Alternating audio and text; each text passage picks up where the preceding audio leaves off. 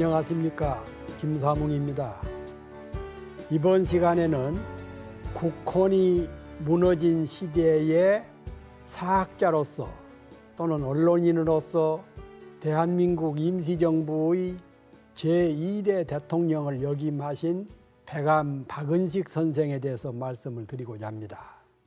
한말에서 국권이 무너지고 일제강점기에 우리 민족이 유사일에 가장 혹독한 시절에 국내외에서 우리 국민들이 온갖 시련을 겪을 때 백암 박은식 선생은 한국 통사와 독립운동 지혈사라는 역사책을 지으면서 나라는 비록 망했지만 우리가 역사만 지키면 언젠가는 반드시 국권을 회복할 수 있다라는 그런 신념으로 역사를 짓고 신문을 만들고 우리 교포 청년들을 가르치고 비밀 조직을 만들고 나중에는 임시정부를 지도 운영하면서 신랄한 삶을 살으셨던 백암 박은식 선생입니다.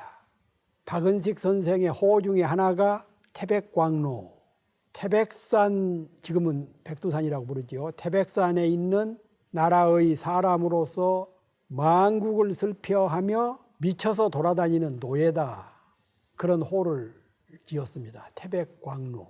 또 하나는 무치생, 없을 무, 부끄러울 치, 날생. 나라를 빼앗기고도 부끄러움을 모르는 사람이다 해가지고 무치생이라는 호를 지었어요. 근데 호는 그렇게 지었지만 백암 선생처럼 나라를 빼앗기고 부끄러움을 많이 알고 국권 회복을 위해서 많이 투쟁하는 분도 드물지요. 중국의 식자들 그리고 조선의 식자들 중에서는 백암 선생을 박부자라고 불렀어요. 박성 박씨에다가 부자는 그 공자할 때 부자입니다. 중국에서는 옛날부터 자자를 최고로 높이 불렀죠. 공자, 맹자, 순자 할 때 그 자자입니다. 그래서 박부자라고 불렀고, 또 독립운동가들 중에서는 국노, 나라의 어르신, 이런 분입니다. 이렇게 국노라고도 불렀던 그런 분인데, 백암 박은식 선생은 어디서 태어나서 어떤 과정을 거쳐서 어떻게 활동을 하셨는가. 1859년 9월 30일 날 황해도 황주 남면 바닷가에서 태어났어요. 가난한 농부의 아들입니다. 아버지는 박용화, 어머니는 노씨라는 것 외에는 이름이 안 알려져 있습니다.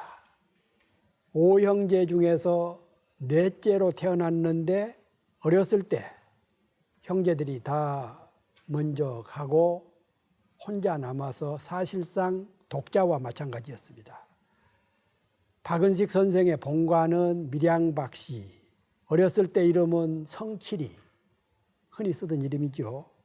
나중에 호를 무치생, 태백광로, 박부자 이런 것 말고도 겸곡, 백암 이런 여러 가지 호를 썼습니다. 17살 때에 사서삼경을 읽고, 그런데 그 독립운동가들이나 영웅 호걸들의 그 일대를 보면은 어렸을 때부터 대단히 영특하고 주변에 천재로 소문이 나고 기행 기습이 참 많고 그러는데, 박은식 선생 경우는 대기만성형이에요. 또 그때 당시 시골 촌락에 젊은 소년의 기록이 남아있을 리는 없고 그래서 그러겠지만, 어쨌든 17살 때부터 사서삼경, 그때 당시 조선의 소년 청년들은 처음에 글을 배울 때는 사서삼경부터 배웠지요. 그리고 이제 제자백과, 중국의 그 고전들입니다. 이런 것들을 다 읽었는데, 당시에는 공부하는 목적이 과거를 봐서 급제하는 거예요. 아무리 유능한 청년도 과거 급제를 못하면은, 등과를 하지 못하면은 벼슬을 못하기 때문에, 그리고 조선시대 때는 벼슬을 해야만이 권력과 부와 명예를 다 얻을 수 있는 귀족 사회였지요. 그리고 귀족이 되는 거죠. 양반이 되는 것이지요. 그런데 백암 선생은 그렇게 젊었을 때 사서삼경이나 제자백과 동양고전을 섭렵하고도 과거보다는 이런 학문에 더 관심을 많이 보였어요. 도학이라든가 문장학이라든가 이런 쪽에 공부를 하다 보니까 글 공부, 과거 공부, 과거 시험 문제 나오는 그런 쪽에는 좀 등한히 했던 것 같습니다. 이런 그 유학을 공부하면서 당시 황해도 지방의 큰 어른이었던 안중근 의사 아버지 안태훈 선생하고 친구가 됐어요. 안태훈 선생도 대단히 학문적으로 명예가 있었던 분인데 백암 선생은 황해도에서 안태훈 선생하고 친구가 되고 그러면서 점차 세상을 많이 알게 되고 공부를 하게 됩니다. 19살 때 아버지가 돌아가셨어요. 그리고 부모가 맺어준 시골 처녀하고 결혼을 합니다. 21살 때죠. 아버지 탈상을 한 후에 21살 때 결혼을 하고 당시로는 대단히 만혼이었죠. 늦게 결혼한 편인데 그리고 이제 평안남도 삼등현이라는 곳으로 이사를 갔는데 아마 가정사정 때문이었던 것 같습니다.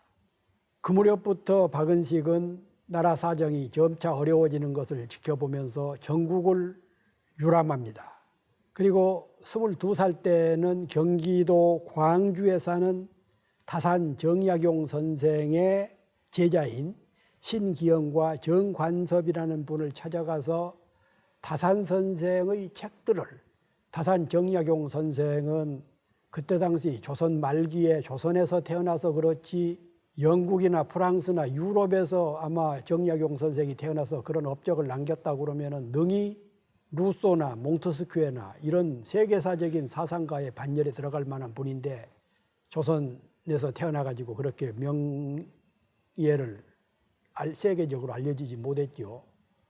그 시대에 책을 500권을 쓸 목민심서라든가 그런 지금 우리 역사에 길이길이 남을 그런 그 많은 저서를 남긴 다산 선생의 제자들이 가지고 있었던 책을 읽고 그 제자들과 학문을 토론하고 그리고 유학의 전통적인 학문보다는 실사구시, 조선 중후기부터 조선의 우리나라의 학자들이 추구해왔던 실사구시, 학문을 위한 학문이 아니라 실제 생활에 필요한 학문, 나중에는 양명학으로 이제 전환을 합니다마는 실사구시의 방법론을 찾기 시작합니다.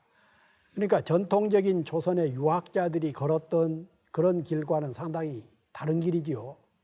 22살 때 그 다산 선생의 제자들을 찾아가서 다산의 저서를 공부하고 할 정도면은 그때는 공자나 맹자나 순자의 그 정통 유학, 주자학, 성리학 이런 쪽에 공부를 하는 것이 조선 청년들의 학문의 코스였는데 백암 선생은 길이 달랐던 것이지요. 이렇게 다른 길을 걷던 학자, 청년은 쉽지가 않았습니다. 그 시절에 24살 때 서울에 공부하러 왔다가 이모병난, 이모군란이라고도 하죠. 군인들이 그 일본군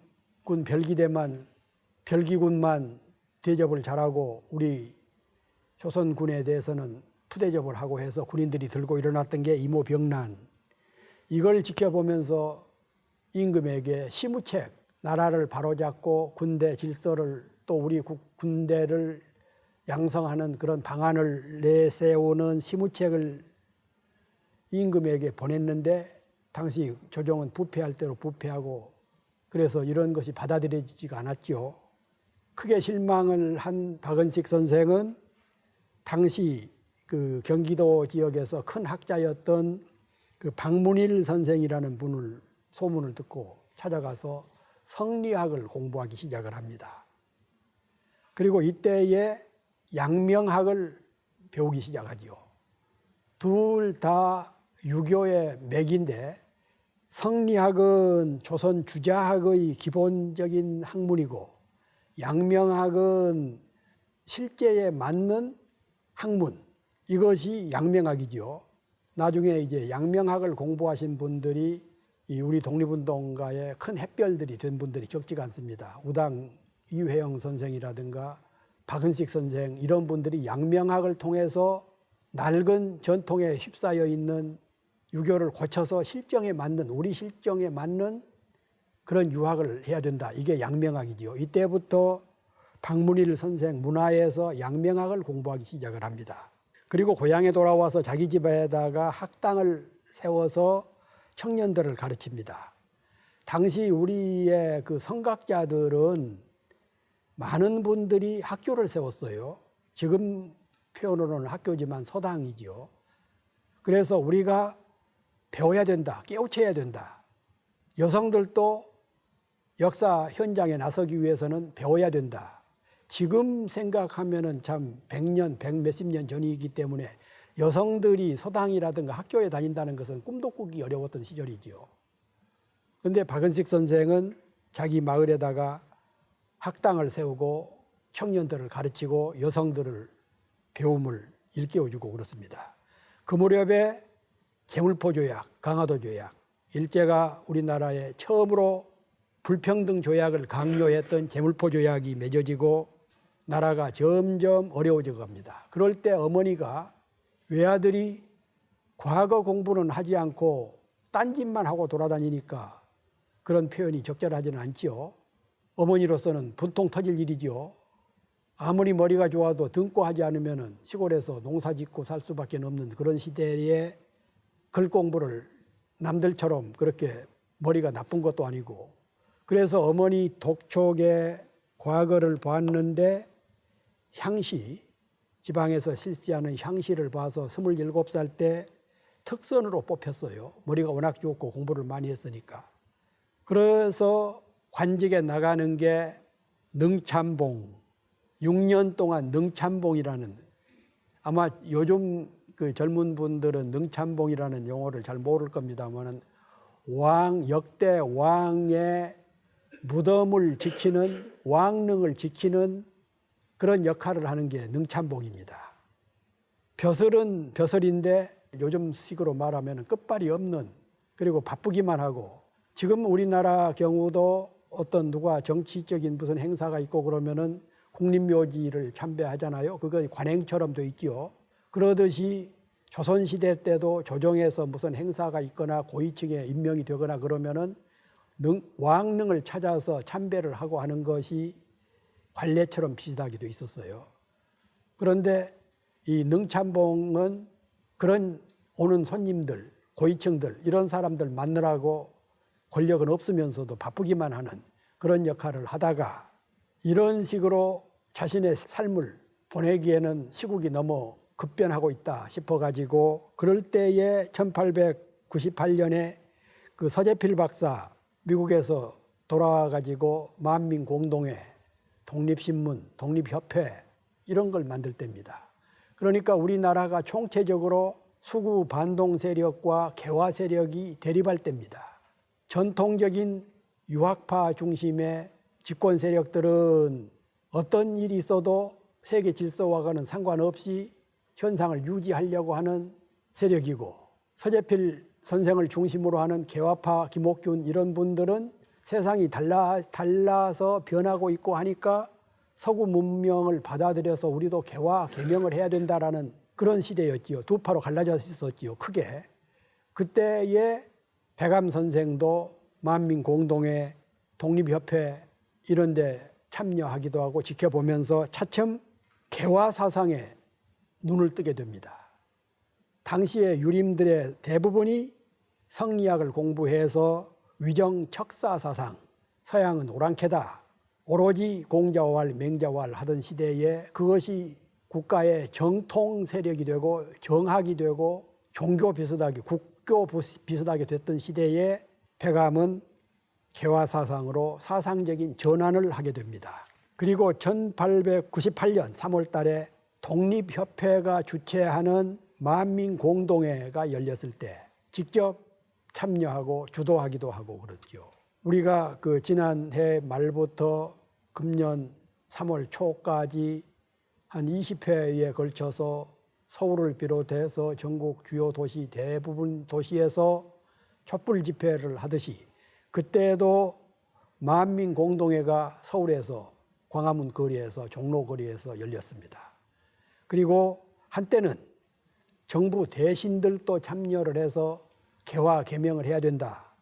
그리고 우리도 이제는 군주 한 사람에게 절대 권한을 줄 것이 아니라 공화제를 만들어야 된다. 그때부터 일부에서는 이제 그 수구 세력들 중에서는 임금을 폐지하고 지네들이 왕이 되려고 한다라는 그런 허위 사실을 임금에게 알리고, 그래서 처음에는 그 정도 상당히 만민공동회라든가 독립협회 이런 데에 지원도 하고 그랬었는데, 이런 왜곡된 보도를 보면서 그때부터는 독립협회를 탄압을 하고 그랬어요.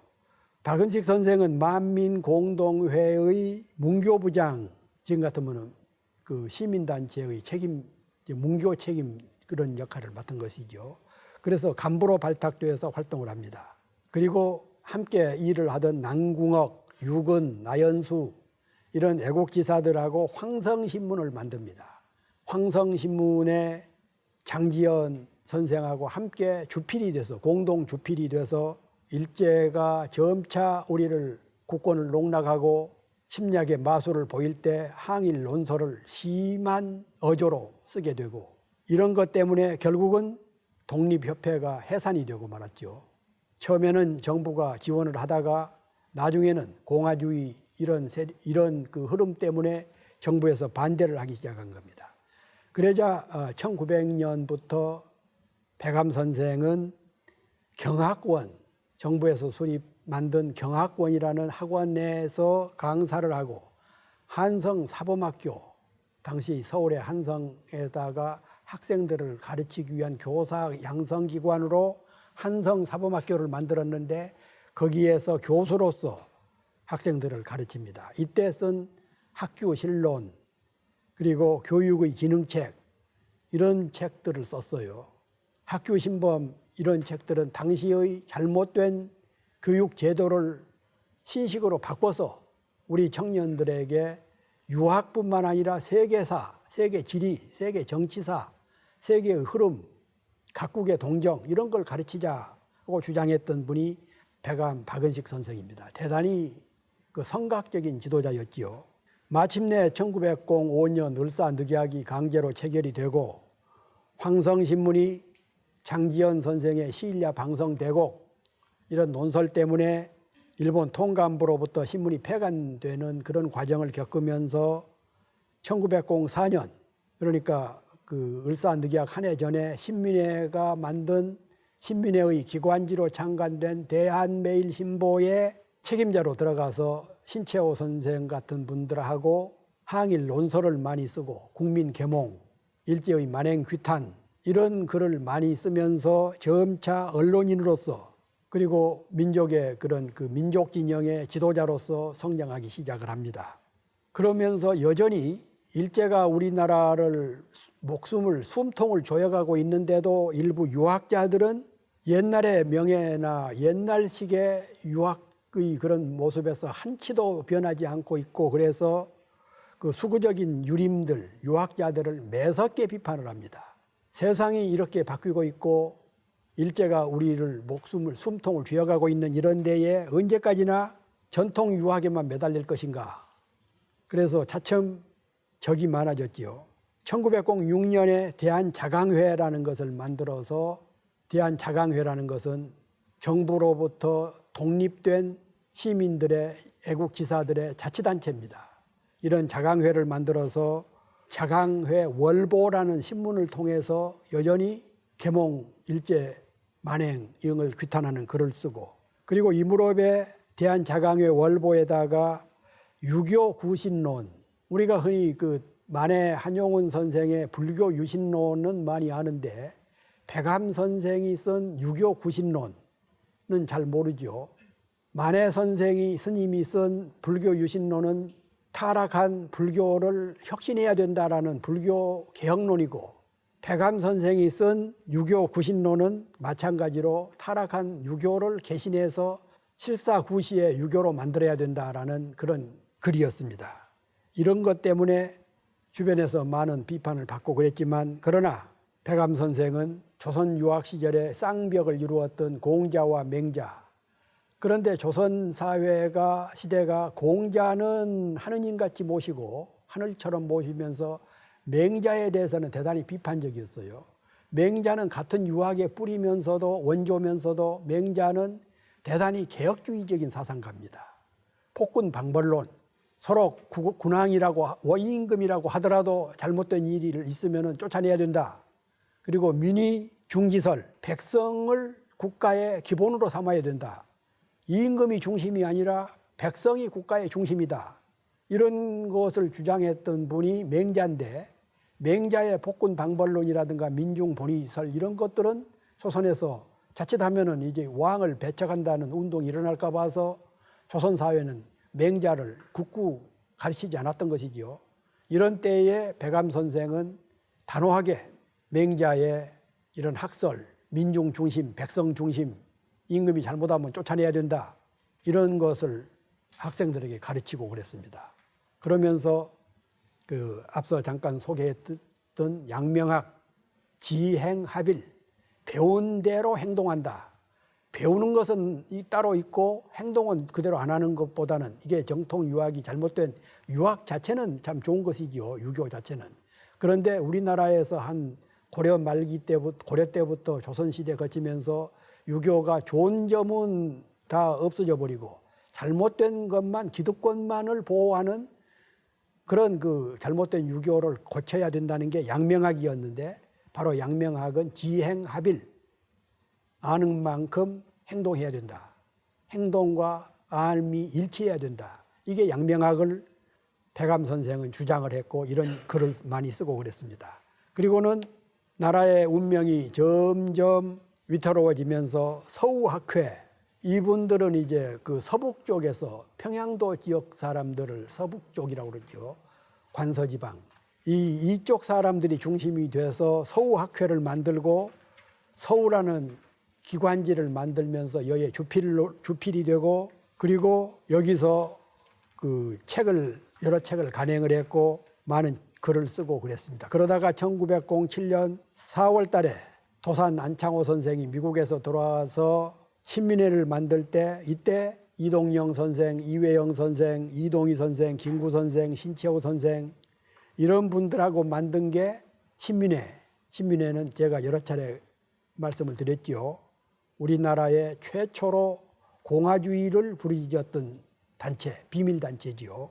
그러면서 이제 국권회복운동을 폈는데 이때 서북학회를 조직하고 여기서 또 책을 내고 그랬습니다. 그 신민회에서는 여러 가지를 했지만 대표적인 게 교육사업이었습니다. 오성학교를 만들고 그리고 그 무렵에 육당 최남선 선생과 함께 그 광문회를 조직해서 고전과 새로운 책들을 출간을 했는데 우리나라 근대 서점의 효시라고 할 수 있는 게 광문회인데 이때에 그 함께 나중에 이제 최남선은 친일파로 변절을 했습니다마는 이 광문회에서 여기에 참여를 해서 우리나라 고전 이런 것을 많이 편찬을 하기도 했습니다. 그리고 친일 유림들 신기선, 신채호 선생을 이끌어 주셨던 신기선 씨가 정부 대신이었는데 지금 같으면 장관이죠.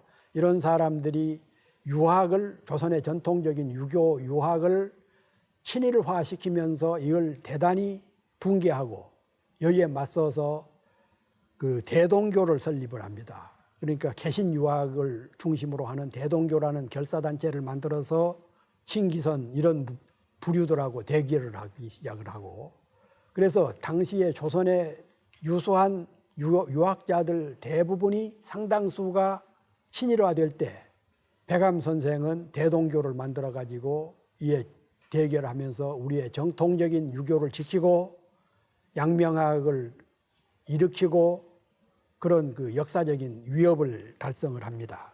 그리고 그 왕양명 실기, 양명학을 만들었던 왕양명이라는 분의 전기를 써서 소년지, 최남선이 만들었던 그 소년이라는 잡지에다가 연재를 하다가 이것이 일제를 통감부에 적발이 돼가지고 불온서적이다 해서 전부 빼앗겨 버리고 그랬죠.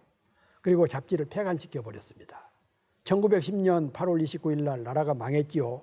모든 황성신문이라든가 서우학회라든가 모든 신문 잡지가 강제 폐간되고, 그리고 백암 선생이 썼던 책들도 전부 일본 총간부에 소집이 돼서 불질러지거나 일본으로 가져가 버리고 그랬던 시절이었습니다. 박은식 선생은 울련한 심정으로 시 한 수를 지었어요. 내용이 이렇습니다. 국채는 비록 망했으나, 국채는 나라 국자 몸채자, 국채는 비록 망했으나 국혼만 소멸되지 않으면은, 민족 혼만 소멸되지 않으면은 부활이 가능한데, 지금 국혼인 국사마저 불태워 소멸하니 통탄을 금할 수가 없노라. 그러니까 나라는 비록 망했지만 국사라도 남아 있으면은 언젠가는 국가를, 민족을 부활을 시킬 수가 있는데 국사책마저 다 뺏어서 불질러 버리니 통탄을 금할 수가 없다. 이런 시를 쓰면서 1911년 나라가 망하던 그 이듬해에 4월 달에 53세, 지금은 70, 80, 90이 보통 나이지만 당시의 평균 수명이 50세도 안 될 때에 백암 선생은 53살 때 중늙은이지요. 그때만 해도 국경을 탈출해서 중국으로 망명을 합니다. 망명하기 한 달 전에 3월 달에, 그해 3월 달에 부인이 사망했어요. 장례를 치른 후에 4월 달에 두만강을 건너서 서간도 황인현 홍도천으로 망명을 합니다. 당시 홍도천 황인현에는 민족 종교의 하나였던 대종교가 크게 우리 교포들한테 영향력을 미치고 있었고, 그리고 거의 지도자인 윤세복 선생 집에서 은거하면서 공부를 하고 학생들을 가르치고, 그러면서 틈틈이 동명왕 실기, 동명성왕 정기, 발해태조 건국기, 영계소문 정기, 대동 고사론, 우리 민족의 아주 고대사 역사, 신채호 선생처럼 비슷한 시기에 비슷한 우리 고대사 그리고 애국지사들의 전기를 쓰기 시작을 합니다. 1년여 동안 윤세복 선생 집에서 이런 저수로 활동을 하던 박은식 선생은 이해 3월 달에 1912년 3월 달에 봉천을 만주를 떠나서 북경, 천진, 상해, 남경, 홍콩 등지를 순방하면서 해외의 망명에 있는 애국지사들을 만나고 중국에 있는 반일 인사들하고 만나서 독립운동, 조선의 독립운동, 그리고 일제의 패망을 위해서 한중 지식인들이 협력을 해야 된다. 워낙 중국의 고전에 능하고 중국 언어에 유능을 해서 중국 지식인들하고 쉽게 대화가 된 것이죠. 그러던 사이에 그 신규식, 홍명희, 정인보 이런 분들하고 그 상하이로 건너가서 동제사라는 비밀 독립운동 단체를 조직을 합니다. 이때 총재로 추대가 되죠.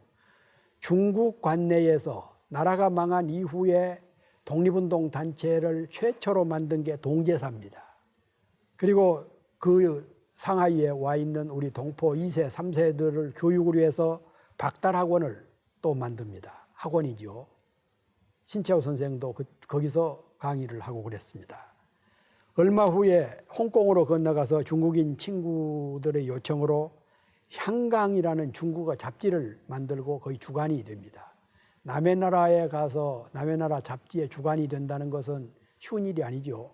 조선 지식인이 중국의 지식인들이 보는 향강이라는 잡지를 중국어로 만들 정도로 중국어에, 중국의 역사에, 중국의 문화에 이렇게 능통했던 분이 백암 선생입니다. 그 무렵에 중국에서는 중국의 그 신해혁명이 일어나던 1911년 달에 일어났던 게 신해혁명인데, 신해혁명을 지도했던 사람이 강유희, 양계초 이런 분들입니다. 중국 혁명의 공화주의자들로서 유명한 그 분들이죠. 이런 분들하고 교류를 하면서 원세계의 전제정치, 그러니까 원세계는 군벌인데 모처럼 중국이 1911년에 신해혁명을 통해서 청나라 왕정을 폐지하고 공화주의 정책을 중심으로 하는 나라를 세우고자 했는데, 그때 그 원세계라는 군벌이 나타나서 대단히 독재 정치를 하니까 이걸 상당히 강하게 비판을 했어요. 원세기를. 그러다가 결국은 향강이라는 잡지가 폐간돼서 다시 상하이로 돌아옵니다. 그러니까 국내에서 일제를 비판하다가 신문 잡지가 폐간되니까 망명해서 중국에서 원세계를 비판하다가 또 이제 잡지가 폐간되는 그런 시련을 겪었지요. 이 무렵에 백암 선생은 안중근 전을 쓰기 시작하고, 안중근의 아버지 안태훈하고 친구라고 그랬죠. 자기 아버지하고 친구 사이인데 그 아들이 어느새에 성장해가지고 이토 히로부미를 처단하는 그런 모습을 지켜보면서 그때 손문 선생이 중국의 신해혁명을 지도했던 손문이 그런 얘기를 했습니다. 중국의 5억 인구가 청년이 못한 것을 조선 청년이 해냈다. 그렇게 높이 평가를 했던 안중근 선생에 대한 의사에 대한 전기를 백암 선생이 쓰기 시작한 겁니다. 저도 안중근 평전을 썼는데 가장 먼저 안중근 평전을 쓰신 분이, 전기를 쓰신 분이 백암 선생이에요.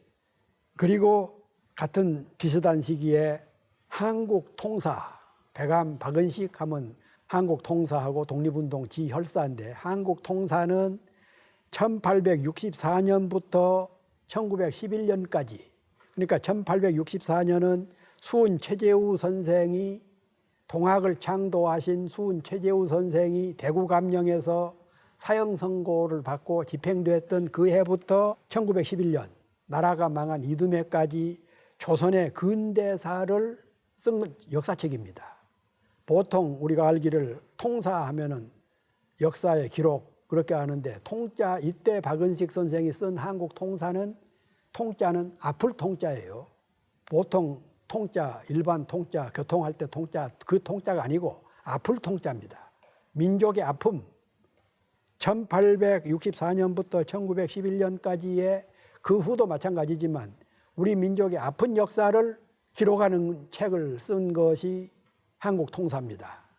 그래서 처음에는 1915년 중국인 출판사에서 간행이 되고 이것이 비밀리에 국내로 몰래 들어왔어요. 많은 양은 아니겠지만 소수의 양이 국내로 들어와서 읽히고 하니까 조선 총독부가 이걸 막기 위해서 두만강, 압록강 근처에 특별관리소를 두어서 국경을 넘는 사람들 보따리를 전부 검사를 하고, 그리고는 더욱 가정스러운 것은 조선 총독부가 조선 반도사라는 엄청난 예산을 들여가지고 한 35억 원인가 36권짜리 조선 반도사, 조선의 역사를 왜곡하기 시작한 겁니다.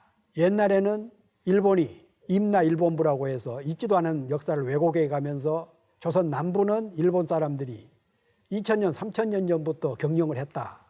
그리고 북부는 중국이 경영을 했다. 그러니까 일본이 조선을 침략하여서 식민지로 만드는 것은 당연하다. 이런 왜곡된 기록을 만든 게 조선 반도사라는 역사책입니다. 그래서 일제가, 조선 총독부가 조선 반도사를 그 많은 예산을 들여서 조선 통감이 총책임자고, 그리고 일본의 관학자들, 어용학자들, 조선의 관학자들, 어용학자들을 총동원해가지고 우리 역사를 송두리째 왜곡하는 조선 반도사를 만든 이유는 기본적으로는 조선을 영구히 지배하려고 하는, 조선은 뿌리가 없는 역사다, 이렇게 왜곡하는 역사책을 만들고, 그런 반면에 박은식 선생의 조선 통사, 한국 통사 이런 책을 더 이상 국민들이, 지식인들이 못 보도록, 보고도 제대로 인식하지 못하도록 하기 위해서 조선 반도사를 편찬했다. 그런 얘기가 되겠습니다. 박은식 선생은 1914년 그 신해혁명의 지도자였던 강유희 선생의 부탁으로 상하이에 가서 국시일보, 중국 신문이지요, 국시일보 주간에 취임하고, 이때 대동민족사라는 우리 고대 역사를 짓고, 이건 완성하지는 못했습니다. 그리고 이 신문들이 또 폐간되면서 그 러시아령, 중국하고 러시아하고 국경지대인 그 송황령에 있는 우리 교포들의 초청을 받고 그리 옮겨서 거기서 학생들을, 우리 교포들을 가르치다가 다시 상하이로 건너와서 신규식 선생이 만든 대동보국단의 독립운동 단체지요. 보국단의 단장으로 취임을 하고, 그리고 비밀 조직을 지도합니다. 이때가 57살, 거듭 얘기입니다만 당시에 1920년대에 57살이라고 그러면 중늙은이지요. 그런 나이에도 불구하고 비밀단체를 만들어서 책임자 역할을 하고, 이어서 1915년 3월 달에는 이상설, 신규식, 여운형 이런 분들하고 우리나라의 근대적인 최초의 정당인 신한혁명당을 만듭니다. 이분들이 신한혁명당을 만드는 이유는 당시 파리에서, 프랑스 파리에서 제1차 세계대전 이후에 국제질서 전후 처리 문제를 위해서 파리 강화회의가 열리는데 한국의 대표를 파견하기 위해서 상당히 급조한 거예요. 나중에 임시정부의 부주석이었던 김규식 선생을 대표로 파견을 했는데 파리에 있는 만국의 각국의 지도자들이 김규식 선생을 어떻게 알겠는가. 그렇지만 나라를 잃은 조선의 지도자들이 신한청년당을 만들어서 신한청년당의 대표라 그러면은 참석시켜 줄 거 아니냐. 그때 거기 가서 일제 부당한 것을 폭로를 하고 을사늑약, 경술국치 이런 사실을 폭로해서 우리 국권을 회복하자. 이런 충정으로 당을 만들었던 게 신한혁명당. 이 신한혁명당에 나중에 이분들이 이제 국내로 몇 분들을 보내고 해서 3.1혁명을 일으키는데 큰 기여를 하고 그랬습니다. 그러나 그때는 일본은 미국하고 영국하고 한패가 돼 있었죠. 우리 말을 들어줄 리가 없었고, 그리고 결국은 김규식 선생은 회의에 참석을 못하고 말았습니다. 박은식 선생은 1918년 러시아 우스리스크 쌍성자 지역의 동포들의 초청으로 그쪽으로 가서 한족 공보, 그러니까 한민족의 공보, 공동책 그런 그 신문을 만들어 가지고 주간이 되고, 신채호 선생이나 박은식 선생은 언론을 대단히 중요하게 생각을 합니다. 사람 하나를 만나서 설득하는 것은 시간도 많이 들고 비용도 많이 들고 그러지만 신문을 통해서 국내외 국제 정세를 알리고 우리 민족사를 알리고 하면 훨씬 효과가 있다 싶어가지고 가는 곳마다 신문을 만들고 잡지를 만들고 그랬지요. 그래서 그 한족 공보를 만들고 발해사와 금사, 금나라 역사. 이 박은식 선생은 금나라를 우리나라 역사라고 생각을 합니다. 만주에서 잠깐 있었던 금나라, 이것을 우리 역사의 한 페이지로 편입을 하고 그랬죠. 그러면서 헤이그 밀사 중에 한 분이었던 이준 열사 전기를 쓰고, 그리고 다시 이제 러시아령 블라디보스톡으로 건너가서 노인단이라는 비밀 단체를 만듭니다.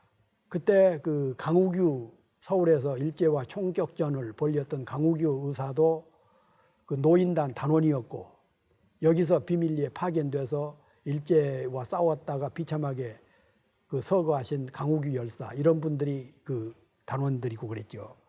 마침내 1919년 3월 3.1 민족혁명이 일어났죠. 3.1 운동이라고 잘못된 용어가 쓰이고 있습니다마는 3.1 혁명이 일어났고, 서울에서는 4월 달에 한성 임시정부가 세워졌는데, 한성 임시정부에서는 박은식 선생을 평정관, 그러니까 지금 같으면 의원이죠.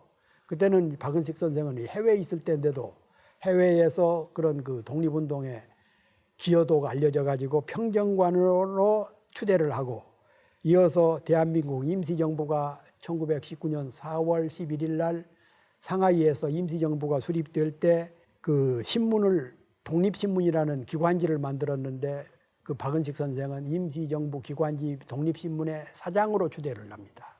그러니까 조직도 필요하고 전투도 필요하지만 우리 임시정부가 세워서 국내외에 있는 동포들, 해외에다가 우리 독립을 알리기 위해서는 신문이 역할이 참 중요했죠. 그래서 임시정부의 기관지인 독립신문의 사장으로 박은식 선생을 추대를 합니다.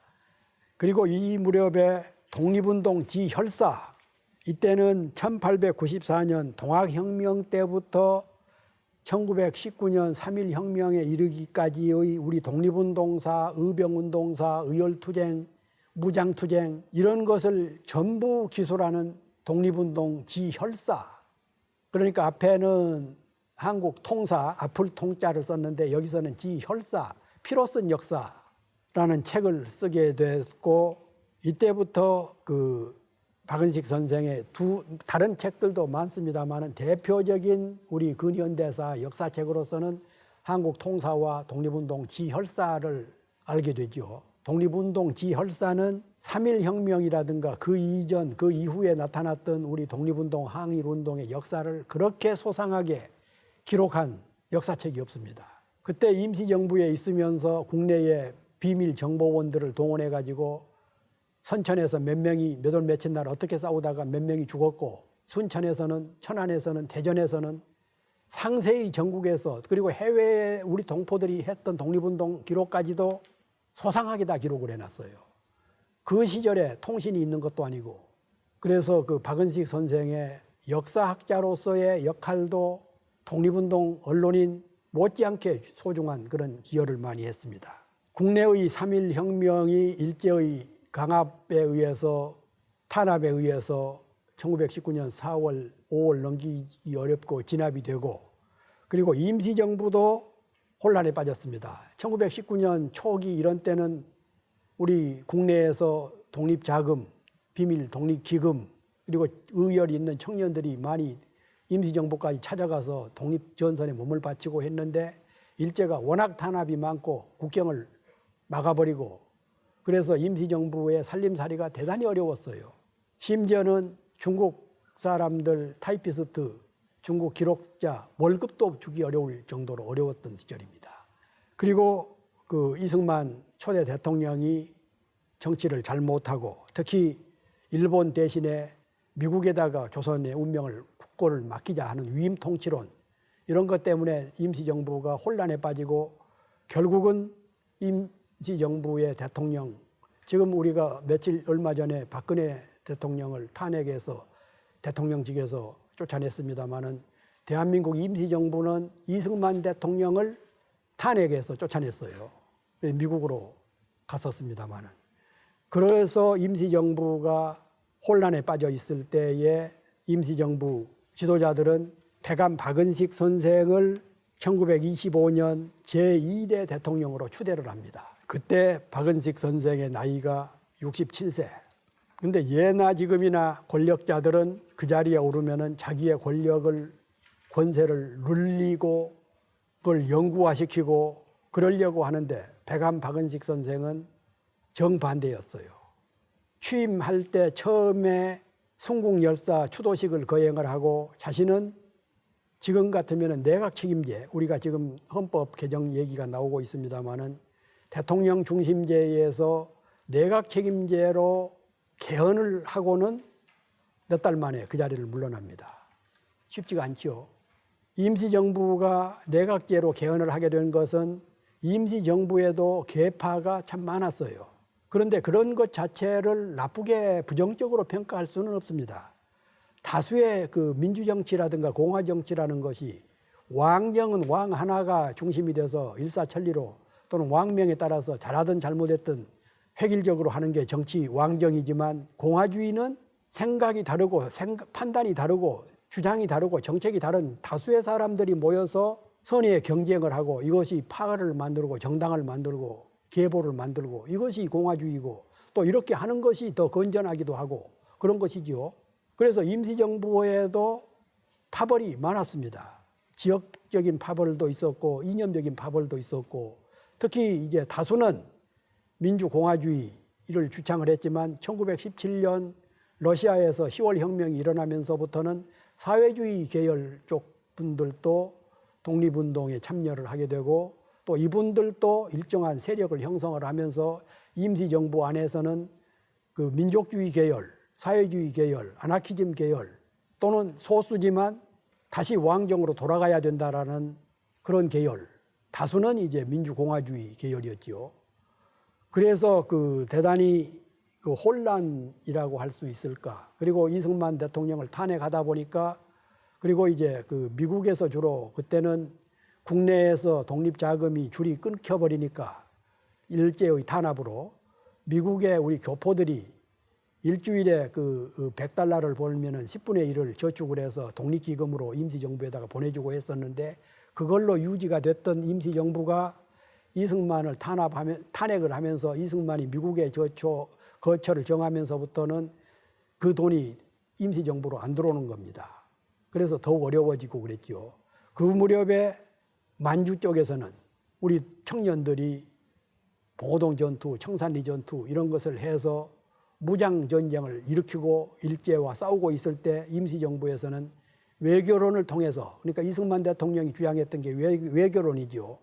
외교론에 좀 안일한 태도를 취하고 있었는데 그 무렵에 이승만 대통령이 탄핵이 돼서 이제 물러나고 박은식 선생이 들어와서 다수의 계파들이 참여하는 헌법을 내각제 비슷한 통영제를 중심으로 하는 내각제를 만들고 그리고 자신은 몇 달 만에 대통령직에서 물러납니다. 쉽지가 않은 일이죠. 그리고 이제 후임으로는 이상용 선생이 그 만주에서 서로 군정 총재 역할을 하면서 무장투쟁을 하고 있었는데 이분을 모셔다가 국무령으로 추천을 하고 박은식 선생은 이선으로 물러나게 된 겁니다. 그때가 몸이 상당히 좋지가 않았어요. 수십 년 동안 해외를 떠돌면서 제대로 먹지도 못하고 입지도 못하고 그리고 틈틈이 역사책을 짓고 독립운동을 지도하고 비밀 조직을 만들고 그러다 보니까 몸이 쇠약해질 대로 쇠약해지고 인후염이라는 병이 악화되고 나중에 이것이 기관지염으로 또 전이가 되고 그래서 그해 11월 1일 날 67세를 일기로 서거합니다. 돌아가시기 바로 전에 안중근 의사의 동생 안명근을 불러서 유언이죠. 유촉을 남깁니다. 첫째는 독립운동을 하려면 전족적으로 통일이 되어야 한다. 전족적이라는 것은 전민족적이라는 뜻이죠. 그러니까 상당히 여러 갈래로 이념적으로 지역적으로 계열별로 많이 분산되어 있다고 그랬죠. 그런 전민족적인 독립운동을 하려면 이제는 통일을 해서 하자. 두 번째는 독립운동을 최고운동으로 생각을 하고 어떠한 수단 방법도 가리지 말고 민족이 일치단결해서 일제와 싸워라. 세 번째는 독립운동은 오족, 우리 민족의 전체에 관한 공공사업이니 독립운동을 하는 동지간에는 애정이나 친소나 이런 것을 다 버리고 오직 민족적인 대의를 가지고 독립운동을 나서라. 상당히 분열상이 있다고 그랬죠. 그런 것을 지켜보면서 눈을 감기 직전에 이런 세 가지를 안중근 의사 동생을 불러서 위촉으로 남겼습니다. 그리고는 이제 눈을 감으셨는데 임시정부에서는 최초로 임시정부 국장으로 11월 4일 날 상하이 정안로길 공동묘지 600번지에다가 안장을 했습니다.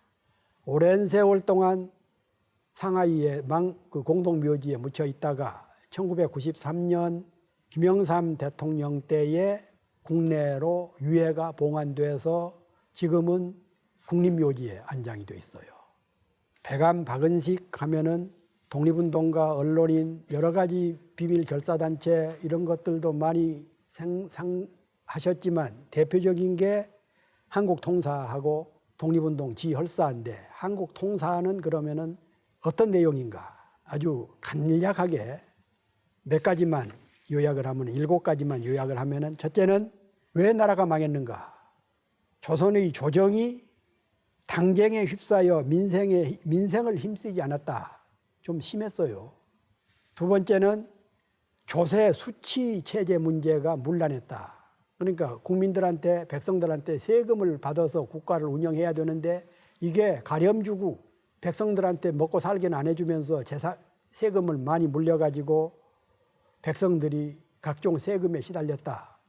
셋째는 외세의 침략에 대하여 내부적으로 일치단결해서 대응하지 못하고 사분오열돼서 국론이 분열됐다. 조선 말기 특히 고종 황제 치하 이런 데서는 그런 모습을 보였지요. 그리고 넷째는 관리들이 조선 왕조의 관리들이 외세에 저항할 생각은 하지 않고 강한 외세에 빌붙어서 자신의 안락을 도모하기에 급급했다. 실제로 그랬습니다. 조선의 누대의 영광을 누렸던 이씨 왕조의 친척들, 왕실, 대신, 간부 이런 사람들 대부분이 일제 앞잡이가 되어버렸지요. 다섯째는 조선 왕조가 매관매직의 혈안이 됐다. 예나 지금이나 관리를 잘 뽑고 고위직을 제대로 유능한 사람을 뽑아서 해야 되는데 자격이 없는 사람들이 정부 요직에 들어간다든가 그런 그 매관매직, 관리직을 사고팔고 하는 그런 것 때문에 나라가 망쳤다. 여섯째는 서구 근대 문물을 수용하는데 근대화에 실패했다. 김옥균, 서재필, 박영효 이런 개화파들이 개화를 걷다가 결국은 멸문지화를 당해버리고 쫓겨나고 수구 세력에게 짓밟히고 그래서 개화의 세계가 바뀌고 있는 세상 물정에 못 따라가서 나라가 망했다. 마지막으로 이러한 상황에서 일제는 가진 정보를 동원해 가지고 조선 실정을 너무 잘 파악한 후에 집요하게 거적적으로 일본이 거적적으로 조선을 침략했다. 제대로 짚은 것 같아요. 나라가 망한 이유를 이렇게 설명을 했습니다.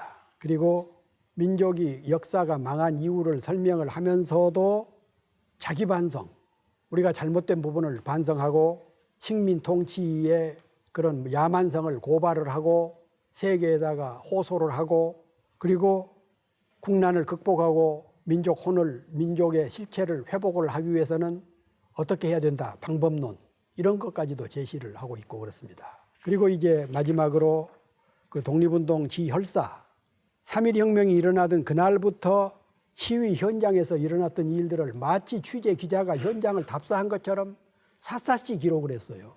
전국 각처에서 일어났던 3.1혁명의 만세 시위, 일제의 야만성, 우리 애국지사들 젊은 소녀들이 일제 경찰에 끌려가서 어떻게 독립만세를 불렀던가 이런 내용까지도 소상하게 기록을 한 겁니다. 이런 내용이 있어요. 앞사람이 쓰러지면 뒷사람이 나섰으며 성남 파도와 같이 걷잡을 수 없이 밀려나갔다. 마치 현장에서 본 것처럼 만세 시위를 벌이는데 일본 군경 헌병들이 총을 쏘면은 총을 맞고 쓰러지는데도 뒤에 사람이 또 똑같이 앞에 만세를 부르고 나가는 그런 모습들. 이 책을 읽은 우리 해외 망명한 애국자라든가 독립운동가라든가 국내에서 공부하는 학생들에게 우리가 어떻게 독립운동을 해서 나라를 되찾아야 할까 그런 방법론, 일제의 야만성이 얼마나 가오겠는가. 실제 우리가 그때 그 수만 명이 학살당하고 감옥에 가고 교회가 불타고 민족 종교들이 탄압받고 그랬었죠.